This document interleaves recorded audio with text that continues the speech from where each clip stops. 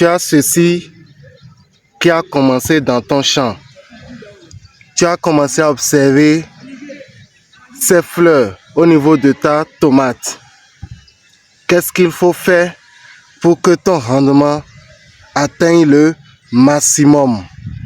Suis-moi.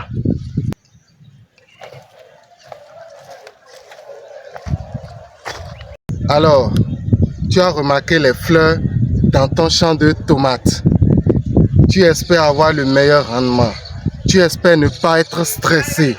Tu espères apporter les meilleurs fruits, les jolis fruits, les fruits fermes à tes consommateurs.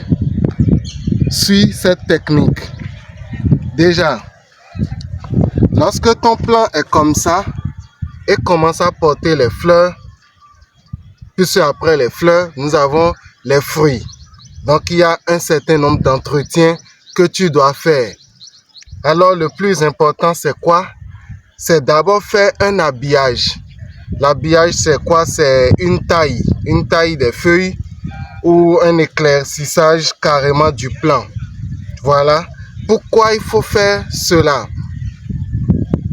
Il faut remarquer que lorsque le plant porte assez de feuilles comme ça, et vous laissez ainsi, lorsque le plant continue à grandir et à développer toutes ces feuilles, l'air ne circule pas bien en réalité.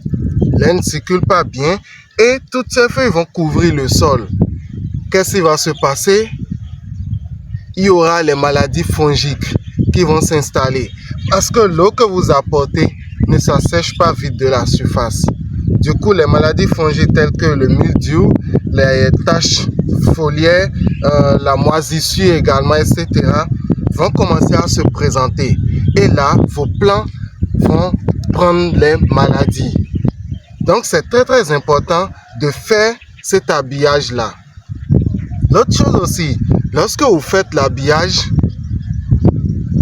le plant porte les fruits. Des fruits vraiment fermes. Des fruits qui ont une valeur nutritive très recherchée. Une valeur gustative aussi. Mais comment y arriver? Pourquoi on a atteint cet objectif d'une valeur gustative spéciale? Sachez que lorsque vous allez débarrasser les feuilles, le soleil va s'infiltrer correctement. Il y aura un coup de soleil, l'ensoleillement va réellement se disperser au niveau du plant. Et là, qu'est-ce qui va se passer? D'abord, nous aurons une photosynthèse qui sera réalisée facilement, aisément. L'autre chose, lorsque le soleil, sinon les rayons solaires, touchent vos fruits, le fruit est plus ferme. Et là, les éléments du soleil qui touchent vos fruits également lui permettent d'améliorer sa valeur gustative. Donc, c'est ce que vous deviez surtout rechercher lorsque vous mettez en place votre plant de tomates. Enlever pour permettre à ce que tous les facteurs nécessaires au bon déroulement, oui, de votre processus d'atteinte d'un rendement important se passe. L'autre chose, c'est quoi? Lorsque vous débarrassez ces feuilles, lorsque vous les débarrassez totalement, vous évitez le stress au niveau de la plante. Vous lui évitez un stress inutile. Voilà. L'autre chose aussi, tout ceci que vous voyez, tout ça a besoin d'énergie, a besoin d'eau, a besoin de nutriments pour pouvoir être debout, pour ne pas avoir de problème et tout. Maintenant, lorsque vous apportez les éléments nutritifs, vous apportez l'eau et tout ça, les sources d'énergie seront dispersées à travers toutes ces feuilles. Mais en réalité, ces feuilles ne vous apportent rien. Ça ne vous apporte absolument rien sur votre plant de tomates. Rien de rien. Tout ça là, c'est une perte pour votre plante. Alors, il faut l'enlever afin que les dernières feuilles, surtout là où se trouvent les fleurs, puissent avoir les éléments nutritifs et l'eau pour quand même permettre la formation, le grossissement et le mûrissement de vos fruits. C'est très capital.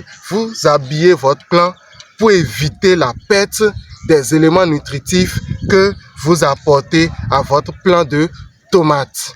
Pour le stress dont je parlais tout à l'heure, déjà il faut noter que en saison sèche, je prends la saison sèche d'abord, la plante aura besoin d'une grande quantité d'eau.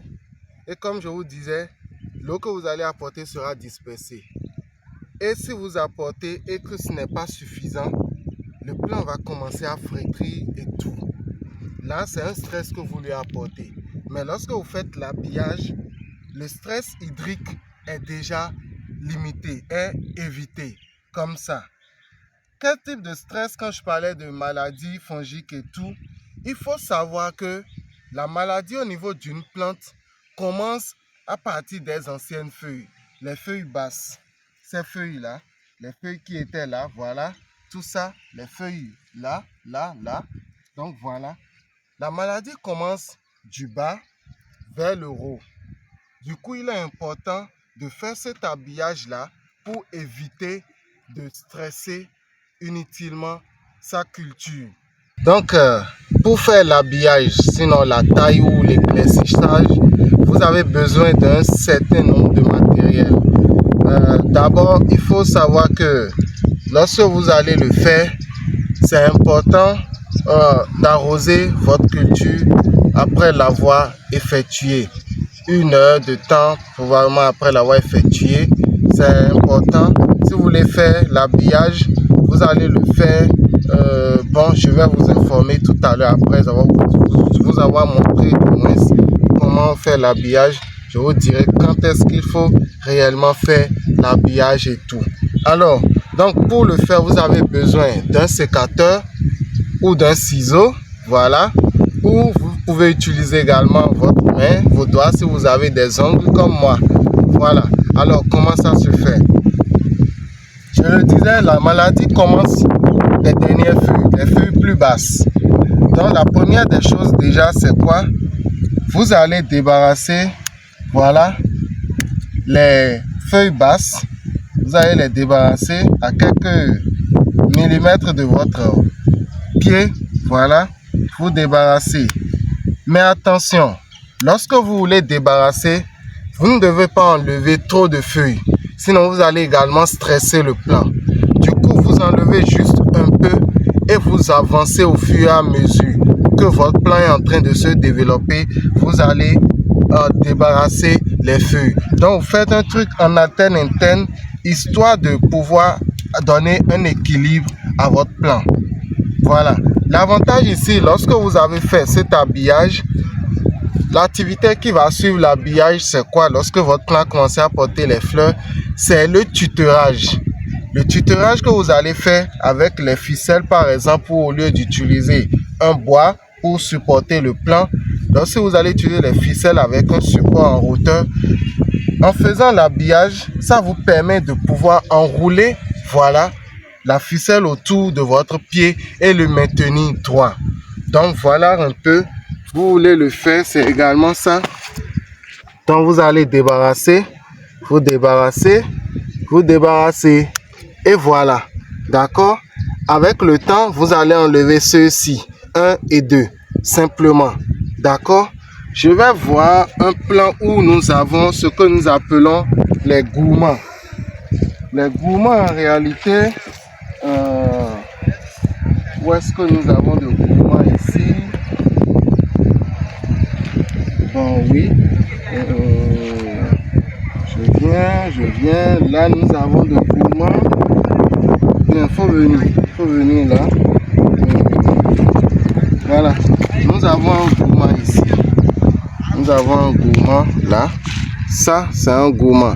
Le gourmand en réalité, c'est quoi?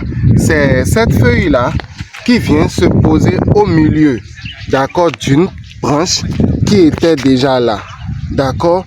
Et en réalité, lorsqu'elle se pose, lorsque le gourmand du moins, lorsqu'il se pose, l'énergie est partagée. Et là, lui, il va vouloir se développer. Alors que là, vous avez vos fleurs qui sont également là, qui doivent se développer. Si par exemple, je suppose que ce gourmand que vous avez là était quelque part en bas ici, vous allez l'enlever D'accord, je fais l'habillage. Voilà. Donc, vous allez l'enlever pour permettre à ce que les éléments nutritifs que vous avez apportés à vos plants viennent jusqu'aux fleurs, sinon jusqu'en haut ici, parce que là, vous voyez, nous avons déjà autre formation ici pour avoir les futurs fruits. Donc, voilà un peu. Du coup, lorsque vous êtes face au gourmand, vous enlevez le gourmand qui est en bas et vous laissez pour l'instant celui qui est en haut, en dessous de votre première fleur. C'est très très important. Vous laissez le gourmand en dessous de votre première fleur. Voilà la fleur ici. Oui, c'est bien visible. Voilà la fleur. Et en dessous, vous avez le gourmand. Vous laissez cela là d'abord. Lui également peut vous porter des fruits. Mais si le gourmand se trouve en bas de votre première fleur, totalement en bas, c'est-à-dire non loin de la surface racinaire, vous l'enlevez pour permettre à ce que la surface aérienne puisse avoir réellement les éléments nutritifs que vous voulez lui apporter. Voilà un peu l'avantage de débarrasser les gourmands. Donc voilà, je montre encore une fois ici, pour débarrasser, pour habiller votre plant, vous allez couper, vous coupez là, en alterne interne. Voilà pour les mathématiciens. Donc voilà un peu, vous coupez, vous laissez certains pour que ceux-ci puissent continuer. Et avec le temps, lorsque nous allons faire le tutorage, nous allons voilà, débarrasser. Donc voilà, vous allez le faire ainsi au niveau de chaque pied de tomate. Donc voilà, vous débarrassez et vous permettez à votre plant de pouvoir se porter. Vous-même regardez par exemple, lorsque nous l'avons fait ici, regardez le comportement du plant. Vous voyez le comportement du plant. C'est bien droit, esthétique, et ça va porter des fruits vraiment waouh. Nous allons vous montrer avec le temps les fruits que nous aurions obtenus de notre activité. Alors, quand faut-il réellement faire l'habillage de vos plants? Déjà, il faut connaître sa culture. Quel type de tomate vous êtes en train d'utiliser? Est-ce que c'est une tomate basse qui ne se développe pas trop? Est-ce que c'est une tomate qui prend de la hauteur? Est-ce que c'est une tomate avec une hauteur moyenne? Vous devez connaître votre tomate. Parce que si votre tomate est une tomate basse qui ne se développe pas beaucoup, lorsque vous allez faire l'habillage et que vous allez mal le faire, vous allez tuer votre plant. Vous allez tuer sinon le rendement de votre plant.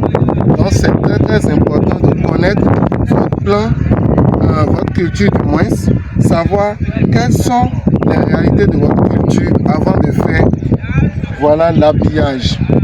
C'est très très important.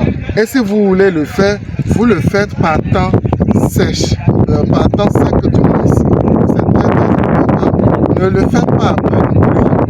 Vous devez attendre que le soleil passe correctement et vous allez faire votre habillage. Parce que lorsqu'il pleut tout de suite et que vous faites cet habillage, vous allez stresser vos plants. Vous allez les stresser, ce n'est pas du tout adéquat. Donc le faites par temps chaud et après cela, vous pouvez maintenant arroser votre culture. Voilà un peu quand vous devez faire votre culture. L'autre chose aussi, lorsque vous voulez utiliser un matériel, assurez-vous de l'avoir stérilisé. Assurez-vous de l'avoir lavé proprement pour ne pas apporter les maladies d'ailleurs et infester votre culture. C'est très très capital parce que la tomate, il faut la produire avec beaucoup de précautions, de minutie et beaucoup d'attention. Sinon, une petite erreur peut vous coûter la perte de votre production. C'est très important. Alors, si ce que nous vous avons montré ce matin par rapport à l'habillage de votre tomate vous a plu, n'hésitez pas à partager avec vos connaissances pour que celles-là puissent réellement en produire. Parce que ce que nous vous montrons ici, vous pouvez réaliser ça chez vous. vous pouvez réaliser cette culture de tomates, même si vous avez 0,50 mètres carrés, vous avez 1 mètre carré, vous avez 2 mètres carrés, vous pouvez réaliser cela. Et sur 1 mètre carré, en faisant l'habillage de votre culture, lorsque vous faites l'habillage, ça vous permet d'avoir plus d'espace. Voilà, ça vous permet d'avoir plus d'espace parce que là, les plants ne vont pas prendre d'espace. Vous faites là, les feuilles ne vont pas s'accoler, il y aura de l'espace. Donc, sous peu d'espace, vous pouvez produire pour la maison.